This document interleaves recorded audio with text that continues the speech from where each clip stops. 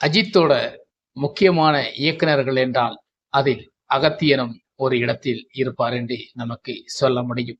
அந்த அளவுக்கு அவருடைய படம் அஜித்துக்காக 2 படங்களை கொடுத்திருக்கிறார். அந்த 2 படங்கள் என்ன படங்கள்? அந்த 2 படங்களை எப்படி கடந்து வந்தார்? அதில் முக்கியமாக ஒரு படத்தில் நிறைய சுவாரஸ்யங்கள் உண்டு.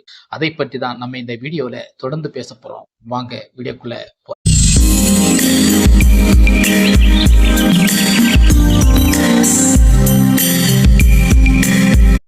அனைவருக்கும் வணக்கம். அகத்தியனை பொறுத்தவரைக்கும் நம் அஜித்தை வைத்து 2 படங்கள் எடுத்திருக்கிறார். ஒன்று வான்மதி, இன்னொன்று காதல் கோட்டை. இந்த காதல் கோட்டை படம், வான்மதி படம் ஒரு அஸ்ஸாமில் நடந்து முடிந்த ஒரு படம். அதில் தொடர்ச்சியான ஒரு வெற்றி அடைஞ்ச படம் தான் வான்மதி. அந்த வெற்றிக்கு பிறகு இன்னொரு படம் உங்களை வைத்து எடுப்பதற்காக நினைக்கிறேன் என்று அகத்தியன் சொன்னபோது அஜித்தும் சம்மதித்தார். சரி, இன்னொரு படம் கொடுக்கிறேன் என்று. அப்படித்தான் இந்த காதல் கோட்டை படம் நடந்தது. இந்த காதல் கோட்டை படம் நடக்கும் முன்னாடி அகத்தியனால் சில விஷயங்களை, அவரால் அனுபவித்த சில விஷயங்களை சொல்லு.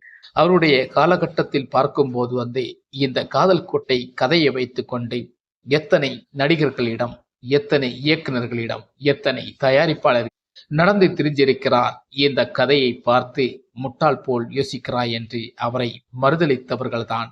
அப்படித்தான் இந்த காதல் கோட்டை கதை மறுதளித்திருக்கிறார்கள். நடிகர்கள் அதை நடிக்கவும் மறுத்திருக்கிறார்கள். ஏனென்றால் அந்த படத்தில் வலுவான சில விஷயங்கள் இந்த காலத்தில், அந்த காலத்திலும், எந்த காலத்தில் பார்க்காத ஒரு காதலை எப்படிங்க ஏற்றுக்கொள்ள முடியும்? அதை மக்கள் எப்படிங்க புரிஞ்சு கொள்ள முடியும்? அதுதான் அகத்தி. உணர்வும் ஆக்கமும் என்ற ஒரு தலைப்பை கடைசியில் கொண்டு வருவாரல்ல, அதுதான் அகத்தியர். அப்படித்தான் இந்த காதல் கோட்டை படம் இன்னைக்கு மிகப்பெரிய ஒரு வெற்றி படமாக இருந்தது மட்டுமல்லாமல், அஜித் காதல் கோட்டை படம் வந்த பிறகுதான் தன்னுடைய ரசிகர் பட்டாளமே வெகு விரைவாக கூடியது என்பதை நமக்கு உண்மையாகவே சொல்லிவிடலாம். அந்த அளவுக்கு தான் அந்த காதல் கோட்டை படம் இருந்திருக்கிறது. அந்த காதல் கோட்டை படத்தை பற்றி தான் நமக்கு முக்கியமாக பேசணும். ஏன்னா வான்மதி படம் ஒரு எதிர்பாராத விதத்திலும் எதிர்பாராமல் நடந்த ஒரு இதுதான் வான்மதி படம். ஆனால் காதல் கோட்டை படம் நடந்த விதங்கள், பல விஷயங்களில் அவருக்கு பல துயரமான சில விஷயங்கள் எல்லாம் நடந்து தெரிஞ்சு அதனை வருத்தப்பட்டு வேதனைப்பட்டு தன் கதை மீது நம்பிக்கை வைத்திருந்தார் அகத்தியன். இதை பற்றி சில இயக்குநர்களிடம், சில தயாரிப்பாளர்களிடம் இதை பற்றி சொல்லியிருக்கிறார். சில நடிகர்களிடம் இதை பற்றி சொல்லியிருக்கிறார். அத்தனை பேர்களும் அதை கதையை கேட்கவே விரும்பவில்லை. அத்தனை பேர்களும் என்னப்பா இது, முட்டாள் போல் யோசிக்கிறாய் என்று சில விஷயங்களில் இவரை மட்டம் தட்டி இவரை விட்டு விலகிச் சென்றவர்கள் தான் அதிகம். ஆனால் இந்த படத்திற்கும் இந்த கதைக்கும் முக்கியமாக உயிர் கொடுத்தவர். இந்த மாதிரி கதைகள் அப்போது நம் அகத்தியன் இந்த கதையை அவரிடம் சொன்ன போது கேட்ட உடனே சொல்லியிருக்கிறார், இந்த கதையில் நிறைய விஷயங்கள் இருக்கிறது. இந்த கதைக்கு உங்களுக்கு நேஷனல் அவார்டுகள் கிடைக்கும். நானும் பெரிய ஒரு டெவலப் தயாரிப்பாளராக மாறுவதற்கான வாய்ப்புகளும் இதில் இருக்கிறது என்பதை ஆணித்தரமாக அந்த தயாரிப்பு நிறுவனம் சொன்னபோது அகத்தியனுக்கு மீண்டும் ஒரு நம்பிக்கை ஏற்பட்டது. அப்படித்தான் இந்த கதை வளர்ந்தது, அந்த கதை உருவானது. ஆனால் இந்த கதைக்கு யாரை நடிக்க வைக்கலாம்? ஒரு அழகான இளைஞர் தேவை.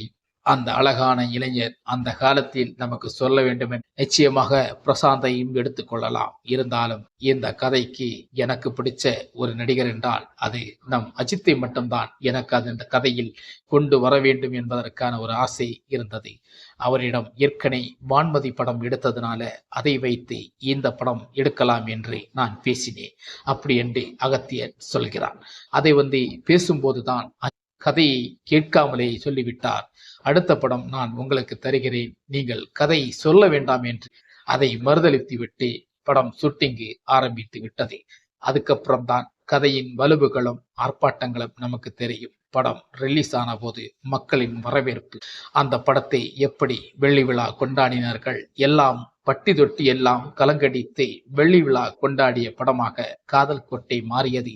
பல காதல் நெஞ்சங்களை தொட்டது அந்த காதல் கோட்டை படத்துக்கு பிறகுதான் நிறைய காதல் படங்களை நமக்கு சினிமாவில் அதிகமாக பார்க்க வைத்தது. இந்த காதல் கோட்டை ஒரு முன் உதாரணம் என்று சொல்லலாம். அந்த அளவுக்கு இந்த காதல் கோட்டை ஒரு வலுவான காட்சி அமைப்பான ஒரு படமாக அமைந்தது. அந்த படத்தில் பல வேதனைகளையும் பல விஷயங்களை அகத்தியன் சந்திச்சிருக்கிறார். கதையை வைத்துவிட்டு எல்லா பக்கமும் சுற்றி திரிந்திருக்கிறார் இந்த காதல் கோட்டை படத்தை வைத்து. அதனால் எதுவும் அவருக்கு நிறைவேறாமல் போனதால் கடைசியாக அஜித்தும் அந்த தயாரிப்பு குஞ்சுமன் தயாரிப்பு நிறுவனம் இதற்காக வாய்ப்பு கொடுத்ததுதான் முக்கியமாக கருதப்படுகிறது.